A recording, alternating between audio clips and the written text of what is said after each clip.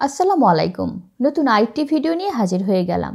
আজ তৈরি করে দেখাবো আলুর টিকিয়া কাবাব।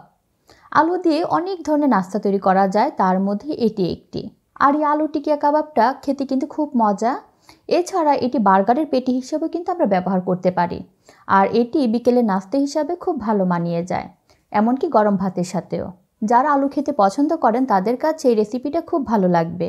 তাহলে আমি শুরু করে দিচ্ছি। রেসিপিটির জন্য এখানে আমি 5টি আলু সিদ্ধ করে নিয়েছি। এখানে আধা কেজি পরিমাণ হবে।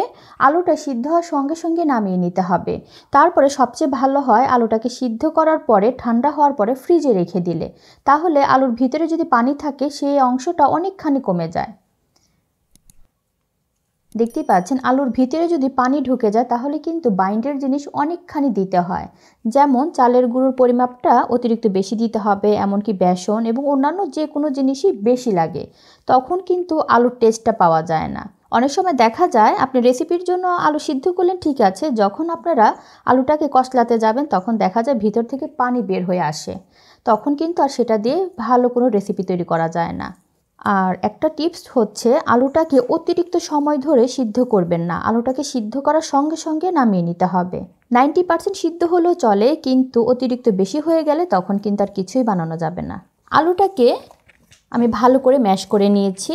আর একটু যেটা থাকবে সেটা সমস্যা নেই, তবে আপনারা গ্রেটার দিয়ে গ্রেট করতে যাবেন না, তাহলে কিন্তু আলু থেকে পানি ছেড়ে দিবে। একটু সময় নিয়ে হলেও হাত দিয়ে ম্যাশ করবেন। এখন আলুর সাথে যা যা কিছু যাবে তা আমি দেখিয়ে দিচ্ছি। যেহেতু কাবাব বলেছি তাই পুদিনাটা অবশ্যই দেওয়ার চেষ্টা করবেন। এখানে আমি 2 টেবিল চামচ পরিমাণ পুদিনা দিয়ে দিলাম। ধনেপাতা 2 টেবিল চামচ পরিমাণ, কাঁচামরিচ 2টি চিকন করে কাটা, চিলি ফ্লেক্স যেটা আমি ভেজে নিয়েছি সেটা দিয়ে দিব 1 চা চামচের মতো, আর ঝালটা নিজের স্বাদ অনুযায়ী। পেঁয়াজ কুচি 2 থেকে 3 টেবিল চামচ পরিমাণ। আমি এখানে যা যা কিছু দিচ্ছি তা কিন্তু নিজের স্বাদ অনুযায়ী বাড়িয়ে বা কমিয়েও দেওয়া যেতে পারে। ভাজা জিরে গুঁড়ো 1/2 চা চামচ, গরম মশলা পাউডার 1/2 চা চামচ। যদি এখানে আমচুর পাউডার দিতে চান তবুও দিতে পারবেন। আমি এখানে একটু লেবুর রস দিয়ে দিব। 1/4 চা চামচ কালো গোলমরিচ পাউডার। এগুলোকে ভালো করে মেখে নিতে হবে। সকল কিছু আমি ভালো করে মেখে নিয়েছি। এখন পর্যন্ত কিন্তু আমি লবণ দিইনি। লবণ দিলে আরেকটু পানি ছেড়ে দিবে পেঁয়াজ থেকে। আলুটার মধ্যে বেশি পানি ছিল না, তাই একেবারে ঝুরঝুরে দেখা যাচ্ছে। তাই আমার এখানে চালের গুঁড়োর পরিমাপ খুবই কম লাগবে। আমি 2 টেবিল চামচ পরিমাণ চালের গুঁড়ো দিয়ে দিব। এটা যেমন ক্রিস্পি করবে, এটা বাইন্ডেরও কাজ করবে। 1/2 চা চামচের মতো বিট লবণ দিয়ে দিব। এটা দিলে স্বাদটা অনেকখানি বেড়ে যায়। আর দিয়ে দিব সাধারণ লবণ, এটা দিয়ে দিব স্বাদ মতো। সব কিছু দেওয়া শেষ। এখন ভালো করে মেখে নিতে হবে। সম্পূর্ণ আলুটা আমার মাখা হয়ে গেছে। মাখতে মাখতে যখন একটু পানি ছাড়বে তখন ঠিক এই অবস্থায় আসবে।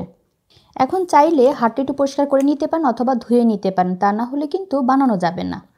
এখন ইচ্ছে অনুযায়ী সাইজটা করে নিতে পারেন, ছোট বানাবেন না বড়।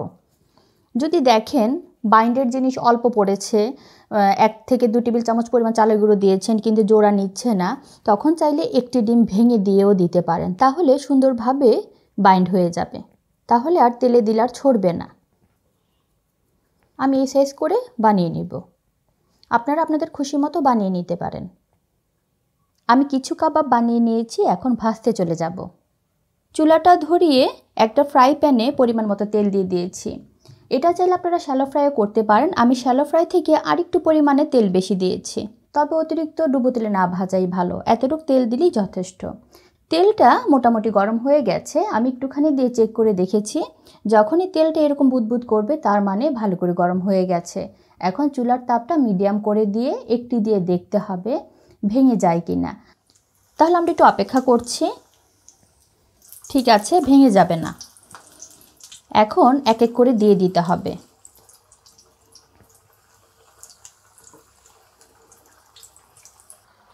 যেহেতু আলুটা পুরোপুরি সিদ্ধ করা তাই এটা হতে বেশি সময় লাগে না, একটু কালার আসতে যতটুকু সময় লাগে 5 থেকে 7 মিনিটের মধ্যে এটা হয়ে যায়। চুলার তাপটা এই অবস্থায় মিডিয়ামের চেয়ে একটু কম থাকবে। আমরা একটু সময় নিয়ে ভাজতে চাচ্ছি। এক পিঠ যখন একটু শক্ত হয়ে যাবে তখন আমরা উল্টিয়ে দিব, আর এটা দাঁড়িয়ে থেকে ভাজতে হবে। আপনারা চাইলে কাঁচা যে কাবাবটা আছে সেটা একটা ডিম ফেটিয়ে বা দুটো ডিম ফেটিয়ে সেটাকে ডিপ করে তারপরে কিন্তু ভাজতে পারেন, সেটা কিন্তু আলাদা একটা টেস্ট আসবে। 5 মিনিট হয়ে গেছে, এখন কাবাবের এই অবস্থা। আপনারা চাইলে এই অবস্থা নামিয়ে নিতে পারেন। আমি আর একটু কালার করতে চাচ্ছি, আমি এখন নামিয়ে নিচ্ছি। তেলটা যতটুকু সম্ভব ঝরিয়ে নামিয়ে নিতে হবে।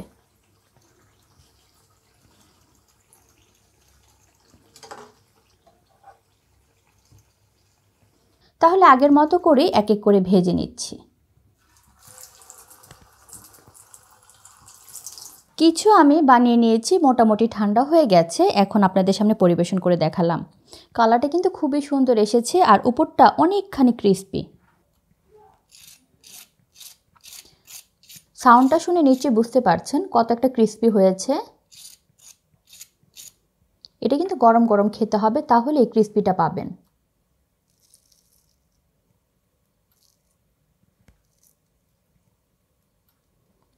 উপরটা থাকবে অনেক ক্রিস্পি এবং ভিতরটা থাকবে অনেক নরম। আর এটা আপনাদের নিজেদের পছন্দ মতো যে কোনো সসের সাথে খেয়ে নিতে পারবেন। তাহলে দর্শক দেখলেনই তো আলু দিয়ে কত মজার একটি খাবার তৈরি হয়ে যায়। নিজের স্বাদ অনুযায়ী সব মশলা জয়েন করতে পারবেন। রেসিপিটি ভালো লাগলে একবার হলো বাসায় ট্রাই করবেন। ভালো লাগলে অবশ্যই একটা লাইক দিবেন, শেয়ার করবেন এবং আমার চ্যানেলকে সাবস্ক্রাইব করবেন। সবাই ভালো থাকবেন। আল্লাহ হাফেজ।